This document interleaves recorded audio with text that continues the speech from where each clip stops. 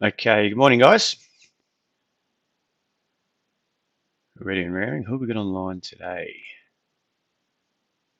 I want that. I'll get rid of that.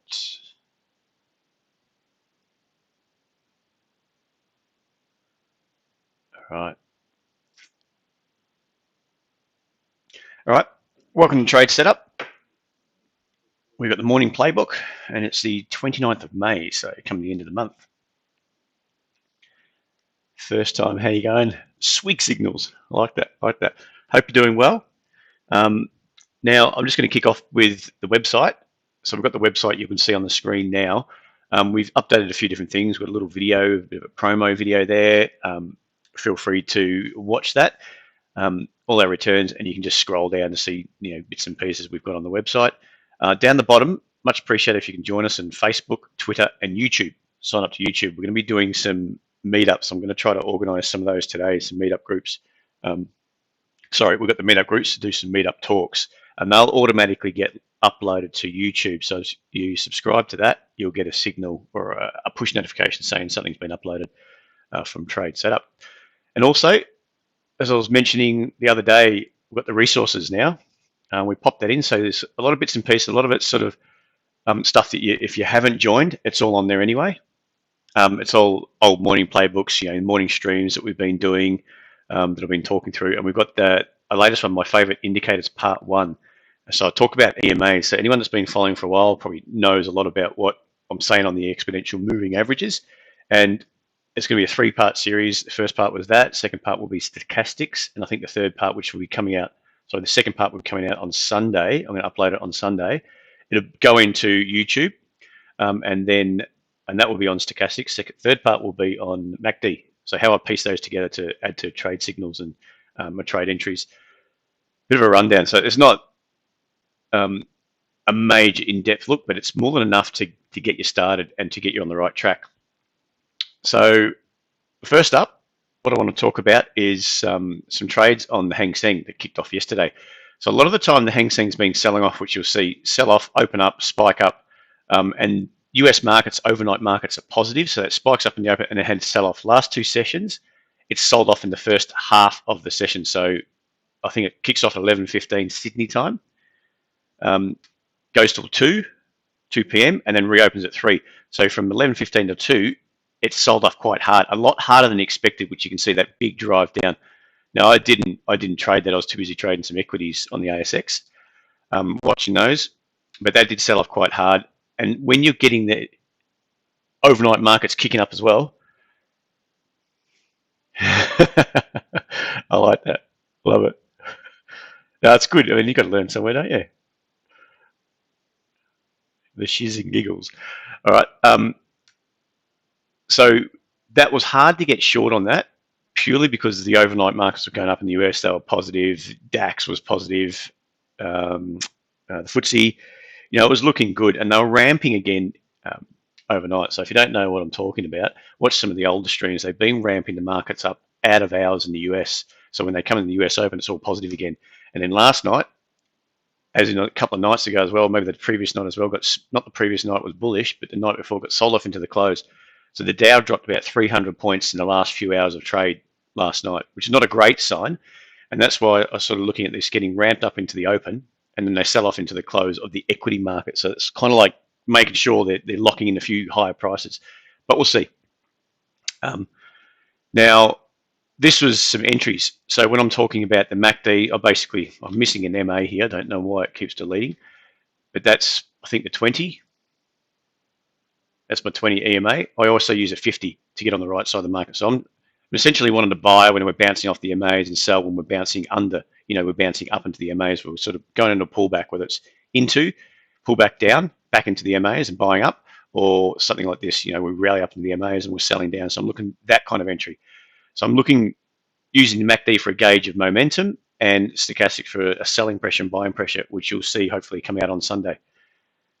So what I did participate in was a long entry off here. You can see that grind back in, and we started to break up. So that sort of grind down and break up catches a few shorts off guards, bit of a squeeze up, and then you got it happen again later on. So that was 2 prime entries. Now I didn't actually trade that rally, and I didn't trade that rally. That was pretty much was on pickup duty for kids. So, but I did take part of that entry, and look, in all honesty, I probably shouldn't have because I should have been racing at the door, but I couldn't help myself. And because it kicked off fast, I was managed to book about 30 points, I think, pretty quickly before I had the race off. Now, this second entry would have been absolutely prime. You can see that bouncing off the MAs, like I was just saying about. You've got a good amount of selling pressure coming in, and it was starting to get held up. Momentum is rising, so everything was lining up for a cracking entry, and that did work out really, really well on the Hang Seng. So that's the kind of style we're looking for constantly. And the second one, this one back here, later on the session, was after 4 o'clock, wasn't it? After 4 p.m. Kicked off really nice and just kept on grinding higher. So that was kind of the Hang Seng playing catch up with what the US was doing. So let's go over to the SPY now. I'm just watching the SPY on the open. It's going to open in about 5 minutes. I wouldn't be surprised if there's an entry just depending on where it is. If it gaps down on the open, I don't really want to be a part of it, but it could be. I probably won't trade it anyway because I'll be talking. But just watch this for a bit of an entry short.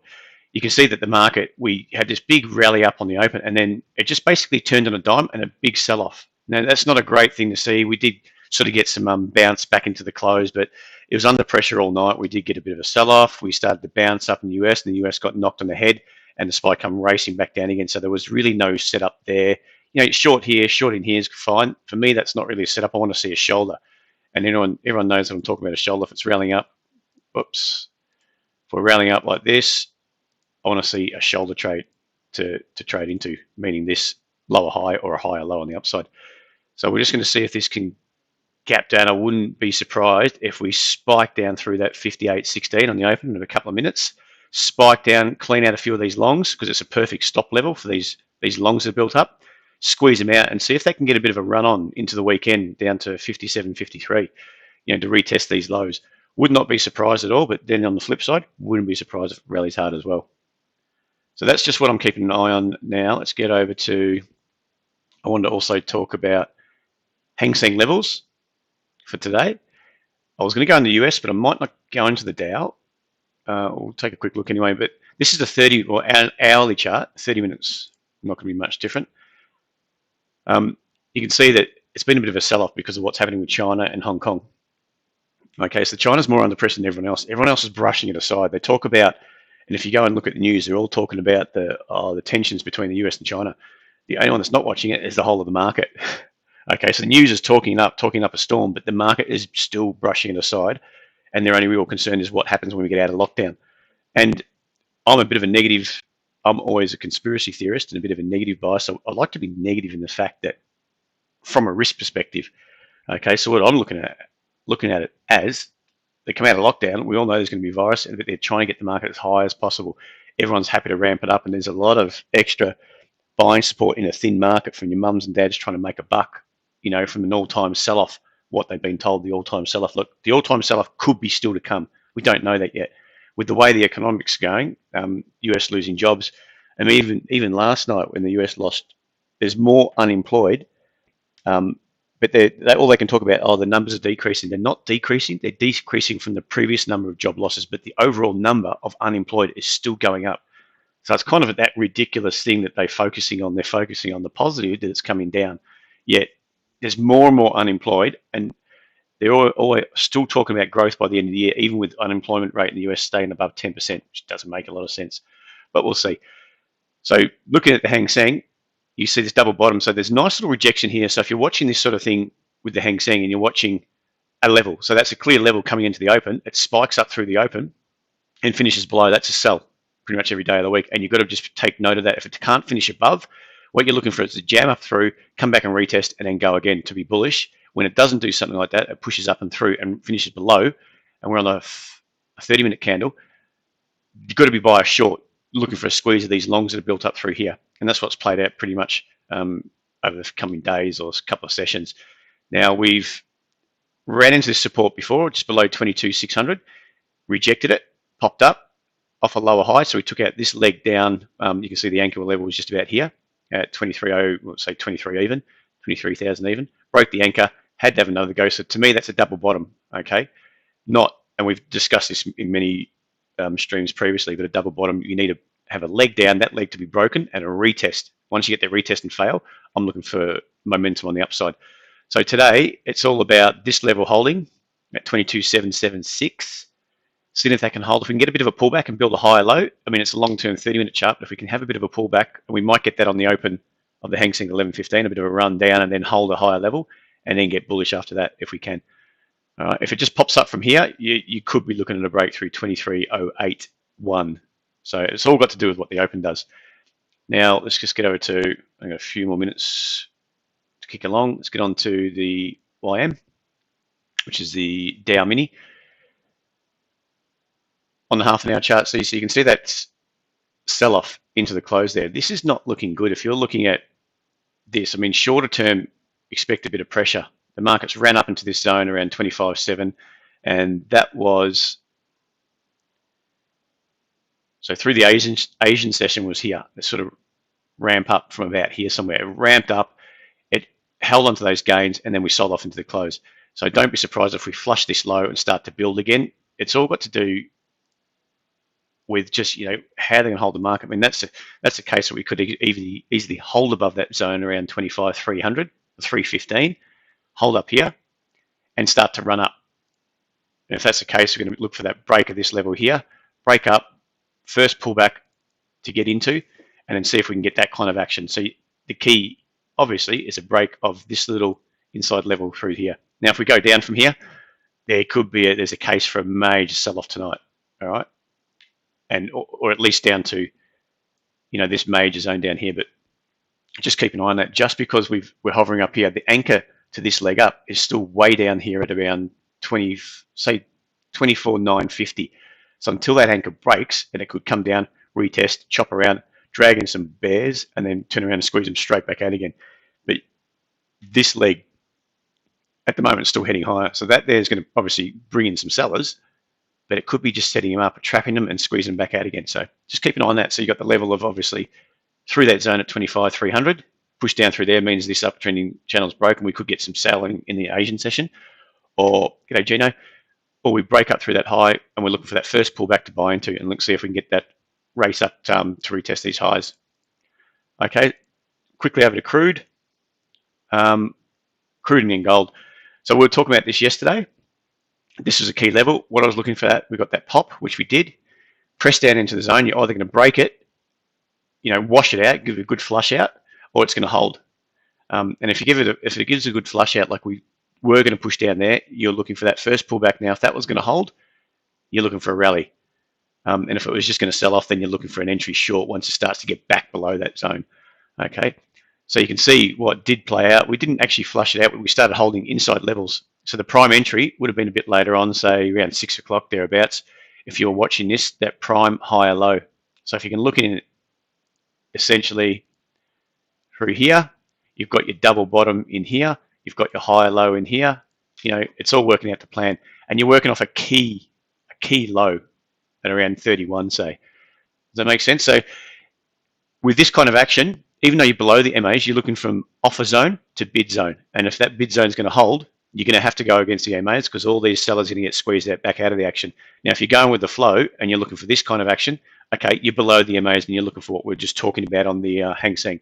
Okay, so that's it. That was a big run up. Probably crude could be looking up to back up to these highs around 34, 35, 35, 34.50. And we just kick over to gold quickly. Gold is still well and truly trapped in that downtrending channel, as you can see. We spoke about the last few days.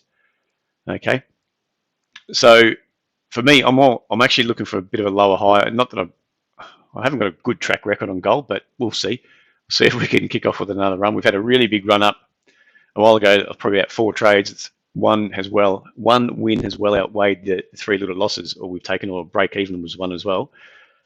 But gold is not. It's not. Forget that it's going in a safe haven at the moment. I mean, I even read some news this morning saying gold traded up as a safe haven, you know, asset as the equity sell-off. Now, it wasn't. It was going up when the equity market was going up. That sell-off was just after the equity market sell-off, so it's not a safe haven at the moment. So don't get suckered into that. Just look at the price action. Now, the price action for me, it could be rolling over. If it's going to hold this channel, now if you start chopping around here and we hold this base and we start getting this curving kind of action, if we can get something like this, look for a break up. Okay, that's what we could be looking for. All right, guys, that's all I wanted to chat about today. Any questions, feel free to send an email to support@tradesetup.com.au. Otherwise, have a real good day. Enjoy your weekend, and we'll be back in on Monday. Remember, the stream's at 12:30 on Monday, so I won't be doing a morning playbook talk. It'll be more just straight in the stream, so the stream will go for about an hour or so at 12:30 Sydney time. So if you want to join in that, you should have the YouTube channel, and feel free to sign up to any of the what do you call it, Facebook, Twitter that I mentioned before, and YouTube, and support us. And if you can, leave us a like. It would be much appreciated. All right, guys, enjoy your day. We'll speak to you soon. Bye.